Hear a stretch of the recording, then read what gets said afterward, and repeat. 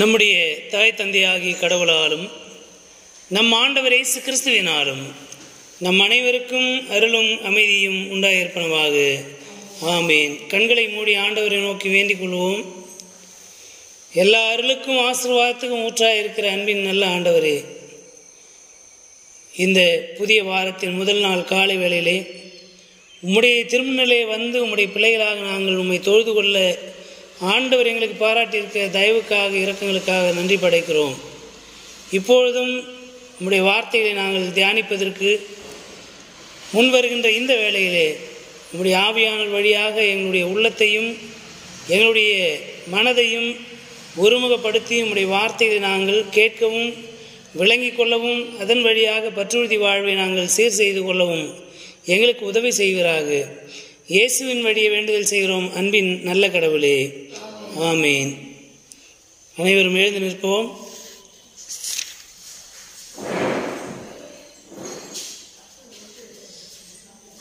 ஐம்பதாம் நாள் எனும் ஞாயிறு என்று சொல்லப்படுகின்ற ஞாயிற்றுக்கிழமையாகிய இந்த வேளையிலே, இந்த நாளிலே படித்து சிந்திக்கும்படியாக அருளுரை பகுதியாக தெரிவு செய்யப்பட்டுள்ள நற்செய்தி பகுதி தூய லூக்கா எழுதின நற்செய்தி நூல் 18ஆம் பிரிவு திருவசனங்கள் 31 தொடங்கி 43 வரை அடங்கிய திருவசனங்களை படிக்க அனைவரும் கவனமாய் கேட்போம். தூய மார்க் எழுதின நற்செய்தி நூல் 18ஆம் பிரிவு திருவசனங்கள் 31 தொடங்கி 43 வரை.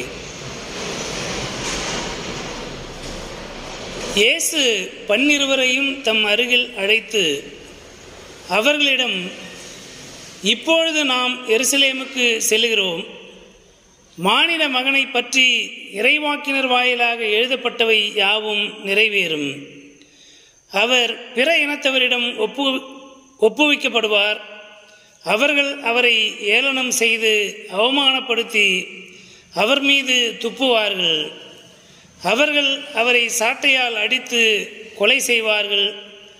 ஆனால் 3ஆம் நாளில் அவர் உயிர்த்தெழுவார் என்றார். இவற்றில் எதையும் அவர்கள் புரிந்து கொள்ளவில்லை. அவர் கூறியது அவர்களுக்கு மறைபொருளாக இருந்தது. ஏனெனில் அவர் சொன்னது என்னவென்று அவர்களுக்கு தெரியவில்லை. இயேசு எரிகோவை நெருங்கி வந்தபோது பார்வையற்ற ஒருவர் வழியோரமாய் உட்கார்ந்து பிச்சை எடுத்து கொண்டிருந்தார். மக்கள் கூட்டம் கடந்து போய் கொண்டிருந்ததை கவனித்த அவர், இது என்ன என்று வினவினார். நாசரேத்து இயேசு போய் கொண்டிருக்கிறார் என்று அவருக்கு தெரிவித்தார்கள்.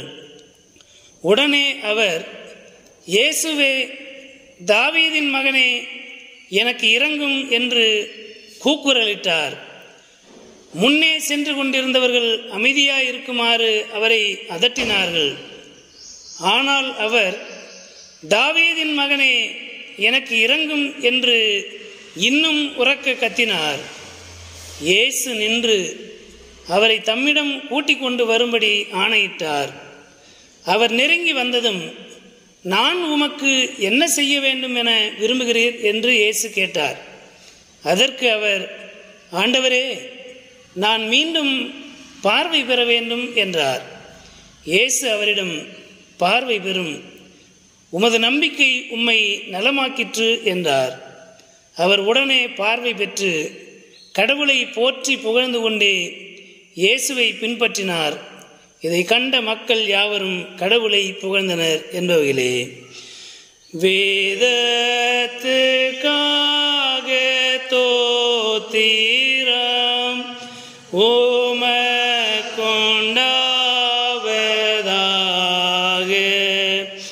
தெய்வீக வார்த்தையை தினம் எல்லோரும் பக்தியாக ஆராய்ந்து பார்த்து சேவித்து கை கொள்ளவே கடாட்சித்து நல்லாவியை அளியும். அனைவரும் அமர்வோம். கிறிஸ்துவுக்குள் அன்பான பெற்றோர்களே, பெரியவர்களே, அருமையான சகோதர சகோதரிகளே, பிள்ளைகளே, உங்கள் அனைவரையும் ஆண்டவர் இயேசு கிறிஸ்துவின் திருப்பெயரால் வாழ்த்துவதிலே மிகுந்த மகிழ்ச்சி அடைகிறேன். 50ஆம் நாள் எனும் ஞாயிறு என்று சொல்லுகின்ற போது, இந்த நாளிலிருந்து ஆண்டவர் இயேசு சிலுவையில் அறையப்பட்டு உயிர்த்தெழுந்த அந்த உயிர்த்தெழுதின் திருநாள் வரையிலுமாக 50 நாட்கள். ஆண்டவர் இயேசு உயிர்த்தெழுந்த திருநாளிலிருந்து பின்னால் வருகின்ற 50வது நாள் என்ன நாள்? பெந்தகோஸ்தே திருநாள். இது ஆண்டவர் இயேசுனுடைய பாடுமரண நிகழ்வோடு தொடர்புடைய உயிர்த்தெழுதலுக்கு முந்தைய 50ஆம் நாள். எனவே தான் இந்த நாளை 50ஆம் நாள் எனும் ஞாயிறு என்ற வார்த்தையினாலே அழைக்கிறோம். இந்த நாளிலே நாம் உட்காருங்க, நின்றுட்டே இருக்கோம்.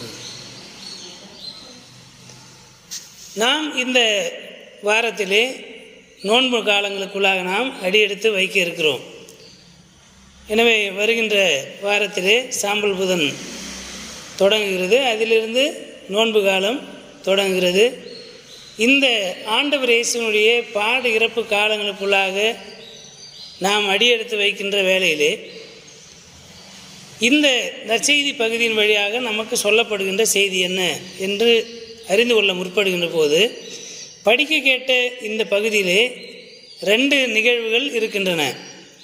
ஒன்று டீச்சிங், இன்னொன்று ஹீலிங். இந்த 2 நிகழ்வு இருக்கிறது. முதல் பகுதி 31வது வசனத்திலிருந்து 34வது வசனம் வரையிலும் இருக்கின்ற அந்த பகுதி ஆண்டவர் இயேசு தம்முடைய சீடர்களோடு பேசுகின்றார். என்ன பேசுகிறார்? தம்முடைய இறப்பை குறித்து சீடர்களுக்கு முன் அறிவிக்கிறார். என்ன சொல்லுகிறார்? அப்போ எத்தனையாவது முறை சொல்லுகிறார் அப்படின்னாக்கா 3வது முறையாக சீடர்களுக்கு தம்முடைய இறப்பை குறித்து சொல்லுகிறார். 3 முறை சொல்லியும் சீடர்களுக்கு அதனுடைய பொருளை விளங்கி கொள்ள முடியவில்லை.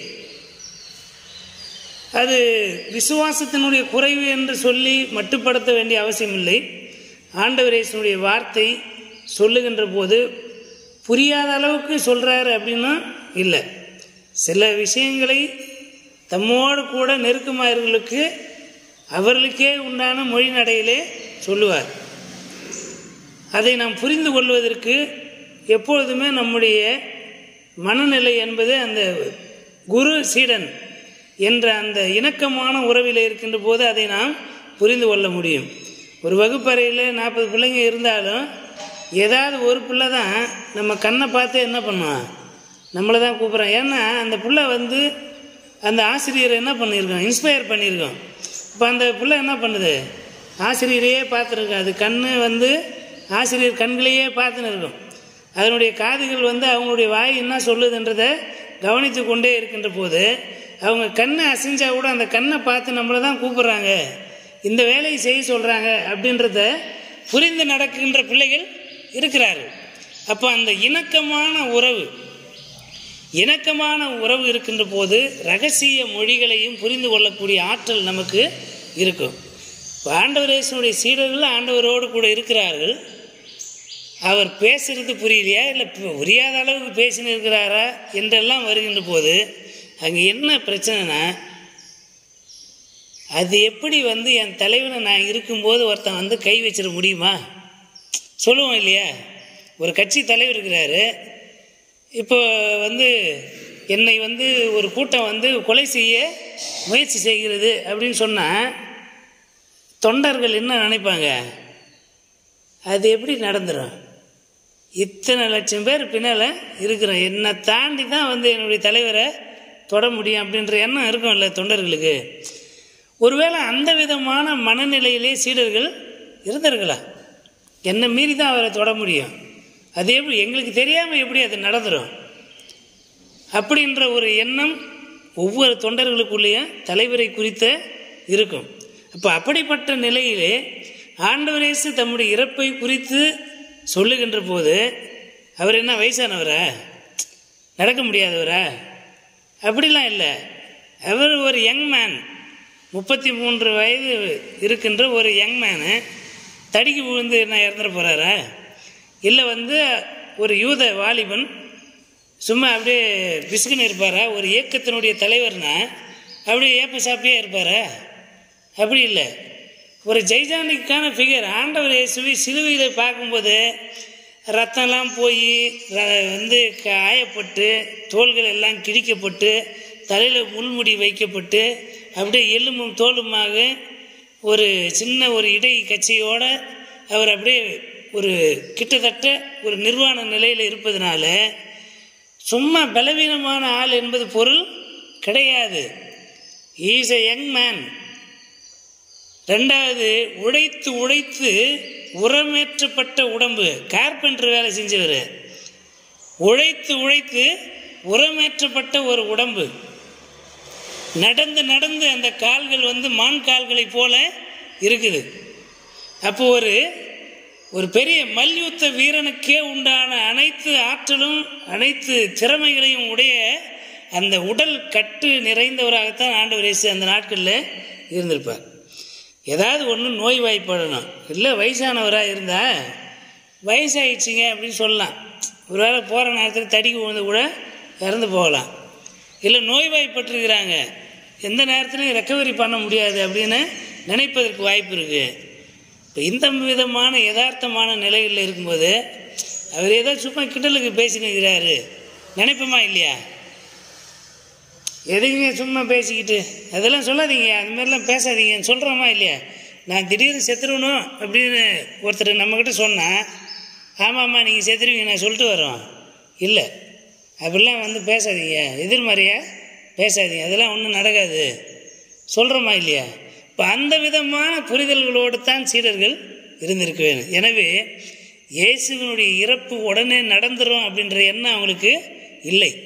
ஆனால் ஆண்டவர் இயேசுவுக்கு அது தெரியும்.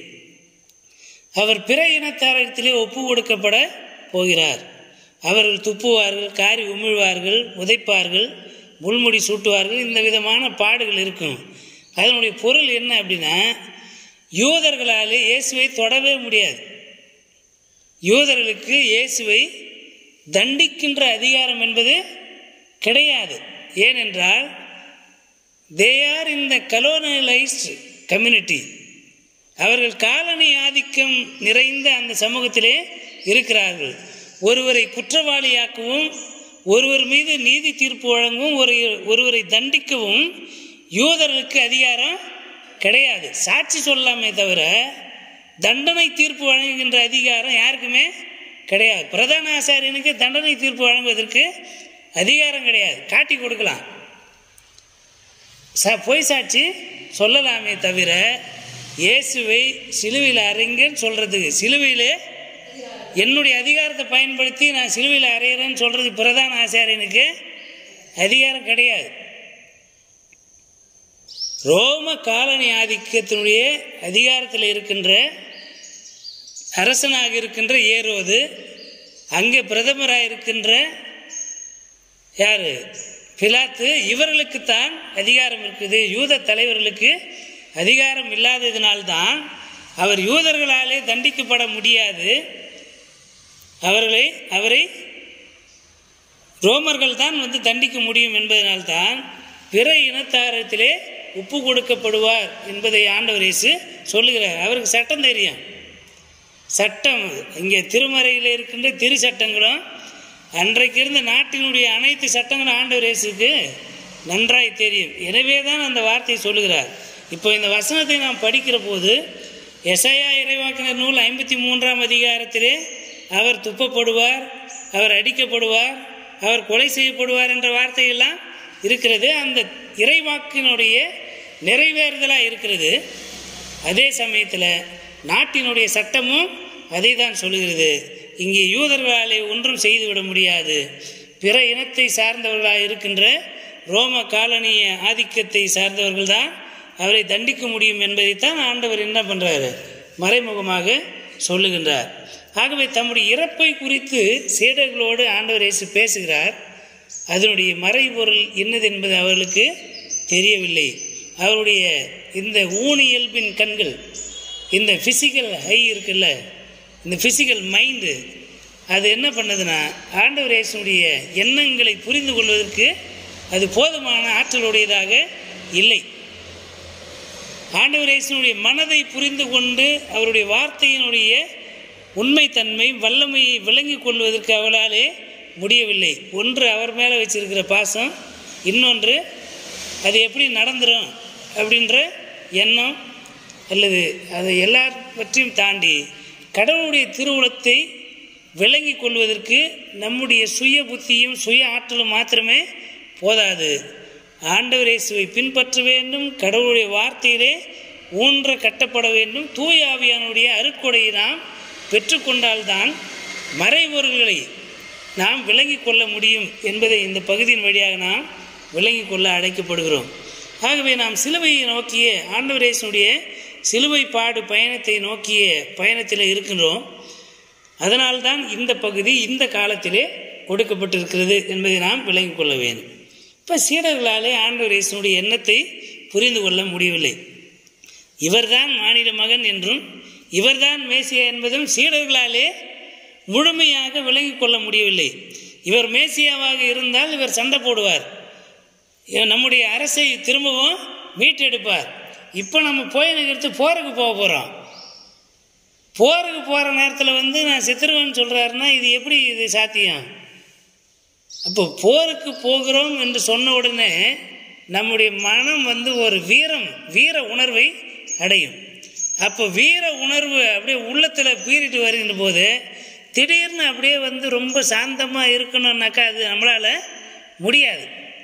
அப்படிப்பட்ட ஒரு வீரியமான நிலையிலே சீடர்கள் இருக்கின்ற போதுதான் இந்த செய்தியை அவர்களாலே விளங்கி கொள்ள முடியவில்லை. ஏனென்றால் அவர்கள் எருசலேமை நோக்கி அந்த வீர தீர பயணத்திற்குள்ளாக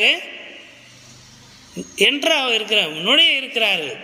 அப்படிப்பட்ட ஒரு சூழ்நிலையிலே இங்கே ஆண்டவர் இயேசு ஒரு அற்புதத்தை நிகழ்த்துகிறார்.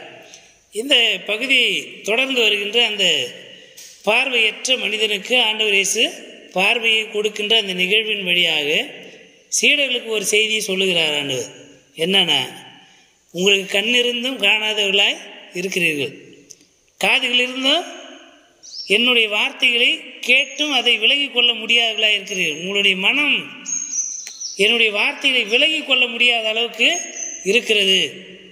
ஆனால் பாருங்க, ஒரு பார்வையற்ற மனிதன் அவன் இயேசு யார் என்பதை தன் காதுகளாலே கேட்டு அதற்கு மறுவினை ஆற்றுகிறார், ரெஸ்பான்ஸ் பண்ணுறார். ஒரு திரளான கூட்டம், ஒரு புழுதி கிளம்புறது. இப்போ கட்சி கூட்டலாம் இப்போலாம் கீழே என்ன பண்ணிடுறாங்க, மேட்டு போட்டுடுறாங்க. அதனால் இப்போலாம் நடக்கிற மீட்டிங் எல்லாமே பார்த்தோன்னா எந்த விதமான புழுதி கீதிலாம் இல்லாமல் இருக்குது. முன்னாலெல்லாம் ஒரு இடத்துல மாநாடு நடக்குதுனாக்கா வண்டிங்க போகிற அந்த வேகத்தில் புழுதி கிளம்பி மனுஷனுடைய முகம் பூரா மண்ணாக இருக்கும் இல்லையா? கூட்டம் நடக்கிற அந்த திடல் பார்த்தோம்னா ஒரே புழுதி வாசனையாக இருக்கும், உட்காரவே முடியாது, நடக்க முடியாத ஒரு சூழ்நிலை இருக்கும். இப்போல்லாம் ஃபுல்லாக கார்பெட் போட்டு என்ன பண்ணிடுறாங்க, அழகுபடுத்திடுறாங்க. கன்வீனியண்ட்டாக உட்காந்து தலைவர் சொல்லுகின்ற வார்த்தையை கேட்கக்கூடிய நிலை இப்பொழுது இருக்கிறது. ஆனால் அன்றைக்கு அந்த சாலையிலே, அது ஒரு பெரிய மெயின் ரோடு, எரிகோ என்பது மிகப்பெரிய வர்த்தக நகரம், வணிக நகரம். அந்த நகரம் எருசலேம் நகரம், இதுக்கு இடைப்பட்ட இடத்துல தான் ஆண்டவர் இயேசு இருக்கிறார். இப்போ நம்ம ஊரில் பார்த்தோம்னா ரோடு இருக்கும், ரோட்டுக்கு அந்த பக்கம் ஊர் இருக்கும், இந்தாண்ட காலனி இருக்கும். ஊருக்கு இடையில ரோடு என்ன பண்ணும், பட்டியலின மக்களையும் உயர் ஜாதி மக்களையும் பிரிக்கிறதாக இருக்கிறது. ரெண்டு ஊரை பிரிப்பதற்கு ஒரு சாலை என்பது ஒரு எல்லையாக இருக்கிறது. அப்படிப்பட்ட அந்த எல்லை ரோட்டில் தான் ஆண்டவர் இயேசு நடக்கிறார். அதனால தான் கன்ஃபியூஷன். நற்செய்தி எழுதுகின்றவர்களுக்கு ஒருத்தர் என்ன சொல்கிறாரு, எருசலேமுக்குள்ளே நுழைகிறார், எரிகோவை விட்டு வெளியே வருகின்ற போது என்று சொல்லி மத்தேயு மார்க்கில் சொல்லப்பட்டிருக்கும். இங்கே பார்த்தோம்னா எரிகோவுக்குள்ளே நுழைகிறார். அப்போ அந்த மறுகரையிலே அந்த ரோட்டினுடைய அந்த பக்கம் இருந்து தான் அந்த மனிதன் என்ன பண்ணுறான், கூச்சலை இருக்கிறான். என்ன கேட்குறார், முதல்ல ஒரே புழுதி வாசனை அடிக்குது, ஒரே நிறைய மக்கள் இருக்கிற மாதிரி சத்தம் கேட்குது, என்ன நடக்குது என்ன சிறப்பு இங்கே அப்படின்னு கேட்கும்போது அந்த பதில் சொல்கிற ஆளும் பாருங்கள், நாசரேத்து இயேசு போகிறார் என்று பதில் சொல்கிறார். அவனுக்கு இயேசுவை குறித்த முன் அறிவு ஏற்கனவே பல முறை ஆண்டவர் இயேசுவை குறித்து கேட்டு அறிந்திருக்க வேண்டும். பல நாட்களாக ஆண்டவர் இயேசுவை பார்க்க வேண்டும் என்ற ஆவல் உடையவனாக இருந்திருக்க வேண்டும். இயேசு ஒருவேளை என்னை சந்திப்பதற்கு வாய்ப்பு கிடைச்சா எனக்கு பார்வை வந்துருமே என்கின்ற ஒரு எதிர்பார்ப்பும் அங்கலாய்ப்பும் நிறைந்த மனிதனாகத்தான் அந்த மனிதன் வாழ்ந்திருக்கிறான். அது குறைந்தபட்சம் 3 வருஷம் இருந்திருக்கும்.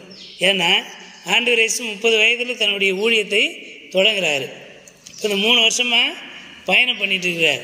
இந்த 3 வருஷம் அவர் எந்தெந்த இடத்துக்கெல்லாம் போனாரோ, அற்புத அடையாளங்கள் செய்தாரோ, அதையெல்லாம் இந்த மனிதன் கேட்டு என்றைக்காவது ஒரு நாள் அவரை நான் பார்த்து விட மாட்டேனா அல்லது அவரை சந்தித்து விட மாட்டேனா என்கின்ற எதிர்பார்ப்பும் எதிர்நோக்கும் அங்கலாய்ப்பும் அந்த மனிதனுக்குள்ளே இருந்திருக்க வேண்டும். அதனால்தான் இந்த இடத்துல கேள்வி கேட்கிறார் என்பது, இங்கே என்ன நடக்குதுன்றது ஒரு முறை தான் கேட்டிருப்பாரா அப்படின்னா இல்லை. ஒரு பார்வையற்ற மனிதர் இருந்தார்னா எங்கே போனாலும் அவருடைய முதல் கேள்வி என்னவா இருக்கான், இங்கே என்ன இருக்குது, இப்போ நான் எங்கே இருக்கிறேன் சொல்ல முடியுமா அப்படின்னு கேட்பார்ல. அப்படி அந்த கேள்வி என்பது அவருக்கு பரிச்சயமான கேள்வி. இங்கே என்ன நடக்குது, ரொம்ப கூட்டமாக இருக்குது, யார் வந்திருக்கிறாங்க அப்படின்றது அவருக்கு சகஜமான ஒரு கேள்வி.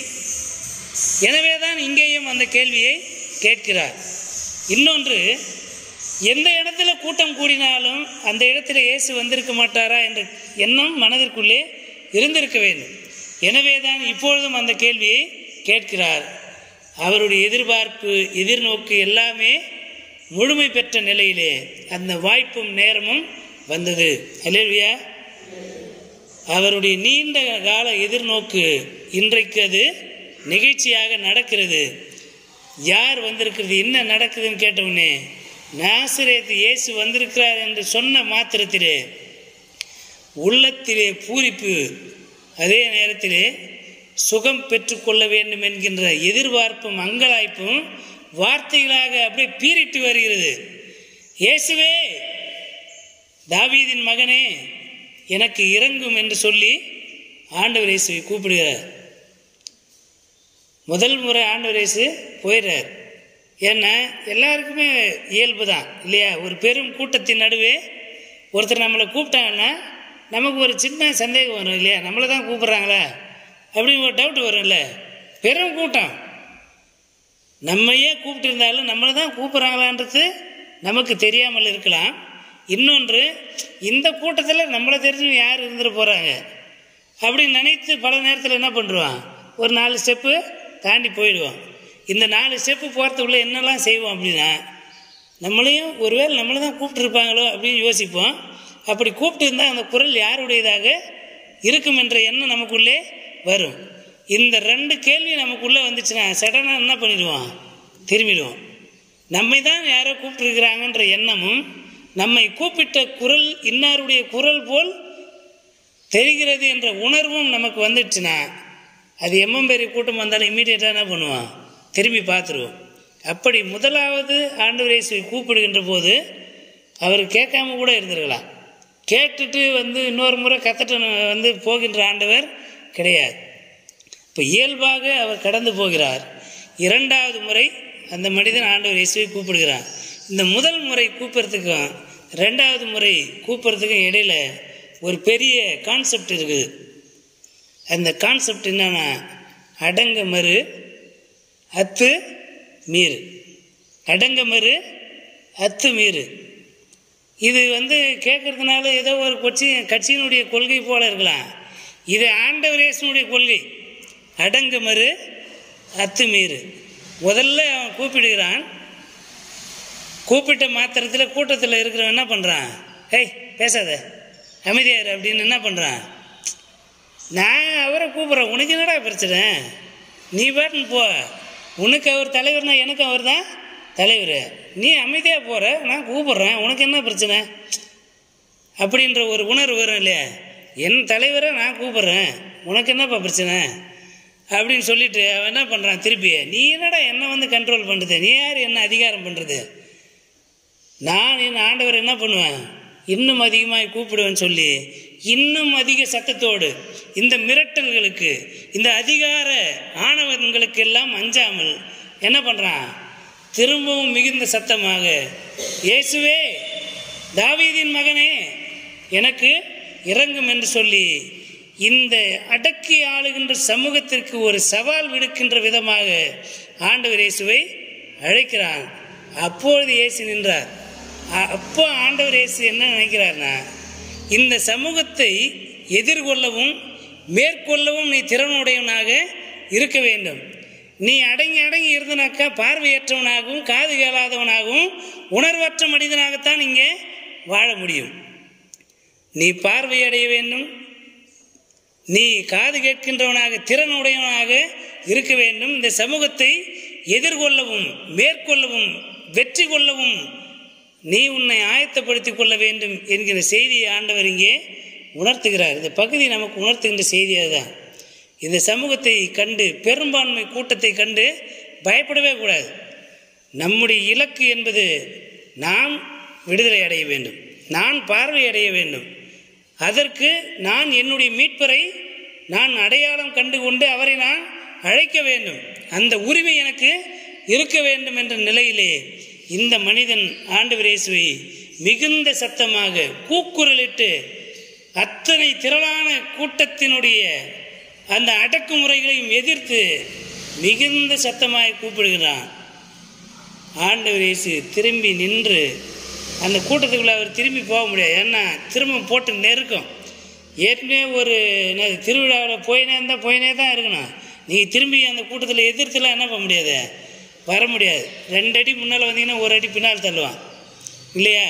கூட்டம் தள்ளிக்கிட்டே இருக்கும். போகிற போக்கில் போனோன்னா நம்ம கால் எடுத்து வச்சு நடக்க வேண்டியதில்லை. அந்த கூட்டமாக என்ன பண்ணுவான், தள்ளின்னு போய் சேர்த்துறோம். ஆனால் எதிர்த்து வர வேண்டுமானால் அதற்கு காலம் இடம் கொடுக்காது. ஏன்னா எதிர்க்க வரவனும் ஏற்கனவே பின்னால் வந்தவன் என்ன பண்ணுவான், நெருக்குவான். அப்போ ஆண்டவர் இயேசு ஒரு இடத்துல நின்று அந்த மனிதனை அழைத்து வரும்படி சொல்லுகிறார். இங்கே ஆண்டவர் இயேசுடைய அவருடைய எண்ணம் என்ன அப்படின்னு பார்த்தனா, என்னுடைய இஷ்டத்துக்காக நான் எதையும் செய்கிறதில்ல. என் மக்கள் என்னிடத்தில் என்ன எதிர்பார்க்கலோ அதை நான் என்ன பண்ணுவேன், செய்வேன். உனக்கு என்ன வேணும், ஏன் என்னை கூப்பிட்ட, உனக்கு என்ன வேணும் சொல்லு, நான் எதை வேணாலும் தருவேன். ஏன்னா இதுவரைக்கும் அவன் பிச்சை கேட்பதற்காகத்தான் அங்கே அமர்ந்திருந்தான். அந்த கூட்டத்தில் இருக்கிற எவனாலையும் தனக்கு பார்வை கொடுக்க முடியாது என்பது அவனுக்கு தெரியும். ஏன்னா இவனுக்கு காசே போடாத ஆளுங்க, இவன் எங்கேருந்து பார்வை கொடுக்கறது. ஆனால் உனக்கு என்ன செய்ய வேண்டும் என்று ஆண்டவர் கேட்ட உடனே, ஆண்டவரே நான் பார்வை அடைய வேண்டும். அவனுக்கு பணத்தை விட சுகம் பெறுவது என்பது, விடுதலையாவது என்பது அத்தியாவசியமாக தோன்றியது, இன்றியமையாதது. நான் பார்வை பெற்று விட்டால் இந்த மனிதர்களை நம்பி வாழ வேண்டிய அவசியம் இல்லை. நானே உழைப்பேன், நான் ஆண்டவருக்காக பணி செய்வேன். எனக்கு கிடைக்கின்ற வருமானத்திலிருந்து ஆண்டவருக்கு என்று என்னால் இயன்றதை தருவேன். அப்போ கொடுக்கின்ற எண்ணம் என்னிடத்தில் இருக்கிறது. அதை உழைப்பதற்கான ஆற்றல் தான் என்கிட்ட இல்லை. அந்த ஆற்றல் எனக்கு கிடைச்சிட்டா போதும். அப்போ ஆண்டவர் இடத்திலே சுகம் வேண்டி மன்றாடுகிறான். ஆண்டவரே நான் மீண்டும் பார்வை அடைய வேண்டும். அப்போ மீண்டும் பார்வை அடையணும்னா என்ன அர்த்தம், ஏற்கனவே அவன் பார்வை உடையவனாக இருந்திருக்கிறான். ஏதோ ஒரு பிரச்சனையினால அவனுடைய பார்வை இழந்து போயிருக்கிறான். அப்போது ஃபிசிக்கல் ஹை, இந்த உடல் ரீதியான கண்கள் பார்வை அடைந்தது என்பதை விட, ஆண்டவரே நான் மீட்பு என்பதை நான் இழந்து போயிருக்கிறேன். நீர் கொடுத்த கடவுளின் பிள்ளைகள் என்கின்ற அதிகாரத்தையும் உரிமையை நான் இழந்து போயிருக்கிறேன். எனவே நான் மீண்டும் அந்த கடவுளின் பிள்ளை என்ற பார்வையை நான் அடைய வேண்டும். கடவுளின் பிள்ளை என்கின்ற அந்த உரிமையை நான் பெற்றுக்கொள்ள வேண்டும் என்கின்ற அங்கலாய்ப்பு அந்த மனிதத்தில் இருக்கிற போது, ஆண்டவர் அவனுக்கு பார்வையை கொடுப்பதோடு மட்டுமன்றி அவனுக்கு மீட்பு வாழ்வை கொடுக்கின்றார். அல்லேலூயா, அல்லேலூயா. ஆண்டவர் இந்த நாளிலே நமக்கு சொல்லுகின்ற செய்தி, அவர் சிலுவையை நோக்கி தம்முடைய இறப்பை நோக்கி சென்று கொண்டிருந்தாலும் தம்முடைய இறப்பை குறித்து கவலை கொள்ளாமல், கவலையோடும் பலவீனத்தோடும் இருக்கின்ற மனிதர்களை ஆற்றல் படுத்தவும் சுகமளிக்கவும் ஆண்டவர் விருப்பம் உள்ளவராக வல்லமை உடையவராக இருக்கிறார். பல நேரத்தில் என்ன நடக்கும்னா, நமக்குள்ளே ஏதோ ஒரு சோகம், ஏதோ ஒரு பிரச்சனை இருந்துச்சுன்னா மற்ற மனிதர்கள் நம்ம இடத்துல வந்து கேட்குற உதவி என்ன பண்ண மாட்டான், செய்ய மாட்டான். செய்யக்கூடாதுன்ற எண்ணத்தை தாண்டி நம்மளுடைய யோசனை, கம்மனியா என் பிரச்சனையே பெரும் பிரச்சனையாகுது, நீ வேற வந்து கையை நீட்டிக்கிட்டு சொல்கிறோமா இல்லையா? இப்போ யதார்த்தத்தில் என்ன பண்ணுறான், நம்மளுக்கு ஒரு பிரச்சனை இருக்கிற போது மற்றவருடைய பிரச்சனை, நம்முடைய பிரச்சனையை விட அந்த பிரச்சனை பெருசாக இருந்தாலும் சின்னதாக இருந்தாலும் அதை நாம் பல நேரத்தில் பொருட்படுத்துவதில்லை. ஆனால் ஆண்டவர் இயேசு அப்படி இல்லை. தம்முடைய பிரச்சனையை குறித்து அவர் கவலை கொள்ளுகின்றவராக அல்ல, அந்த மனிதன் பார்வை அடைவதற்கு நின்று தம்முடைய நேரத்தை செலவிட்டு தம்முடைய ஆற்றலை பயன்படுத்தி அந்த மனிதனுடைய விசுவாசத்தை அங்கீகரித்து அவனை அந்த இடத்திலே வந்து ஒரு மீட்பின் அடையாளமாக, சாட்சியாக, சான்றாக, மீட்பின் பாத்திரமாகவே அவனை மாற்றிவிடுகிறார். நாம் ஆண்டவருடைய திருவுளம் இன்னதென்று அறிந்து அவரிடத்தில் நம்மை ஒப்புவித்து அவர் மீது நாம் விசுவாசம் வைத்து நம்முடைய பற்றுறுதி வாழ்விலே நாம் ஆண்டவர் இயேசுவுடைய திருவுளம் அறிந்தவர்களாக நாம் இருக்கின்ற போது அவர் நமக்கு பார்வையையும் வாழ்வையும் மீட்பையும் அருளுகின்ற ஆண்டவராய் இருக்கிறார். அவர் எத்தனை பலவீனமாய் இருந்தாலும் பலவீனமாக இருக்கின்ற நம்மை பலப்படுத்துவதற்காக தம்முடைய முழு பலனையும் பயன்படுத்துகின்றவராக இருக்கிறார். அதுதான் அவருடைய அந்த தனித்தன்மை, த சவரனிட்டி ஆஃப் காட்.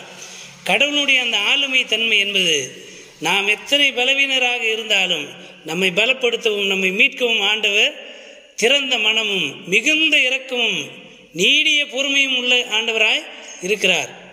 நம்முடைய பலவீனத்திலிருந்து நம்மை விடுவிக்கின்ற ஆண்டவர், நம்மை பலப்படுத்துகின்ற ஆண்டவராக இருக்கிறார். ஆகவே இஸ்ரேல் மக்கள், யூத மக்கள் எகிப்திலும் பாபிலோனிலும் சிறையிருப்பில் இருக்கின்ற போது ஒவ்வொரு முறையும் அவர்களை மட்டாய் தண்டித்து அவர்கள் முற்றிலும் அழிந்து போகாதபடிக்கு அவர்களை மீட்டுருவாக்கம் செய்கின்ற ஆண்டவர், மீண்டும் அவர்கள் மீட்பை பெற்றுக்கொள்ள செய்கின்ற ஆண்டவராக இருக்கிறார். நாம் செய்ய வேண்டியது அவருடைய மகிமையை வேறு எவருக்கும் கொடுக்கக்கூடாது. அது அவருக்கே உண்டான மகிமை, அவருடைய பெயருக்குரிய மாட்சிமையை நாம் செலுத்த வேண்டும். அதனால தான் காணிக்கை ஜெபம் பண்ணும்போது என்ன சொல்லுவான், ஆண்டவருக்கு அவருடைய நாமத்திற்குரிய மகிமையை செலுத்தி காணிக்கைகளே அவருடைய சந்நிதியிலே கொண்டு வர வேண்டும். ஆகவே கடவுளுக்கு உரிய மாட்சிமையை முதலாவது செலுத்த வேண்டும். கடவுளுக்குரிய மாட்சிமையெல்லாம் அதிகாரத்தில் இருக்கின்ற மனிதர்களுக்கு கொடுத்துவிட்டு வெறும் காணிக்கை கொண்டு வந்து ஆலயத்தில் வைப்பதினாலே கடவுள் மகிமை அடைய மாட்டார், மகிழ்ச்சி அடைய மாட்டார். கடவுளுக்குரிய மகிமையை கடவுளுக்கு செலுத்த வேண்டும். கடவுளுக்குரிய மகிமையை கடவுளுடைய ஊழியக்காரர்களாகவே இருந்தாலும் அவர்களை கடவுளாக பார்க்கின்ற எண்ணம் நமக்கு இருக்கக்கூடாது. இன்றைக்கு திருச்சபையில் இருக்கிற மிகப்பெரிய பிரச்சனை என்னன்னா, அதிகாரத்தில் இருக்கிறவர்களை கடவுளை போல வழிபடுகின்ற ஒரு அவலமான நிலை இருக்கிறது. பார்க்குறவங்கெல்லாம் வந்து சாதாரணமாக பிச்சை எடுக்கிறவங்க என்ன செய்கிறாங்க, சாமி ஏதாவது போடு அப்படின்னு சொல்கிறாங்க. ஆண்டவர் இயேசுவை மாத்திரம்தான் பார்த்து தாவீதின் மகனை என்று கூப்பிடுகிறார். அந்த தெளிவு நமக்கு இருக்கணும். ஆண்டவர் ஒருவர் தான் நம்மை ரட்சிக்க முடியும். திருச்சபையினுடைய தலைவர்களோ அதிகாரத்தில் இருக்கின்றவர்களோ ஆயர்களோ இங்கே யாரும் இங்கே வந்து மக்களுக்காக சிலுவையிலே அறையப்பட்டவர்களோ அறையப்பட போகின்றவர்களோ கிடையாது. நம்மை மீட்கின்ற அதிகாரமும் நம்மை மீட்கின்ற அந்த ஒப்படைப்பும் உள்ளவர் ஆண்டவர் இயேசு ஒருவர் தான். எனவே சிலுவை தான் என்னை பாதுகாக்கும், ஆண்டவர் இயேசு தான் என்னுடைய மீட்பர் என்பதை மனதிலே வைத்து ஆண்டவத்தில் நம்மை நாம் ஒப்பு கொடுப்போம். அப்பொழுது ஆண்டவர் அருளுகின்ற வாழ்வு நிறைவாக இருக்கும், முழுமையான வாழ்வாக இருக்கும், அது என்றென்றைக்கும் அழியாத வாழ்வாக இருக்கும். அவர் அளிக்கின்ற அந்த மீட்பு வாழ்வை சுதந்திரமாக்கிக் கொள்வதற்கு அவருடைய திருவுளம் நாடுவோம். அவருக்குரிய மகிமையை அவருக்கு ஒருவருக்கு மாத்திரமே செலுத்துவோம். அப்பொழுது கடவுள் மகிமை அடைகிறார், கடவுள் மகிழ்ச்சி அடைகிறார். நாமும் மகிழ்ச்சியோடு கூட வாழ்கின்ற வாழ்வை நமக்கு ஆண்டவர் தருவதற்கு வல்லவராயிருக்கிறார். இந்த சிந்தனைகளோடு ஆண்டவரத்தில் நம்மை நாம் ஒப்பு கொடுப்போம்.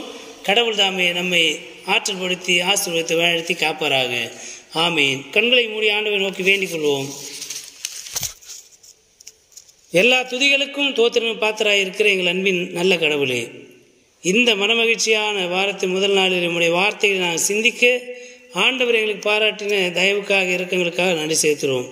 உம்முடைய அன்பு, உம்முடைய இரக்கம், உம்முடைய கனிவு இவைகளை நாங்கள் மனதிலே வைத்து எப்பொழுதும் உம்மை சார்ந்து கொள்ளவும், நீர் எங்களை ஆற்றல் படுத்தவும், ஆறுதல் படுத்தவும், பலப்படுத்தவும் எப்பொழுது நீர் வல்லமையுள்ளவராயிருக்கிறீர், திறந்த மனமும் திறந்த உள்ளமும் உடையவராயிருக்கிறீர் என்பதை உணர்ந்து ஆண்டவரே எப்பொழுதும் எங்களுடைய கண்கள் உம்மை நோக்கி பார்க்கவும், உம்முடைய கரத்திலிருந்து நாங்கள் ஆசீர்வாதத்தையும் மீட்பையும் நாங்கள் பெற்றுக்கொள்ளவும் ஆண்டவர்களுக்கு உதவி செய்யும்.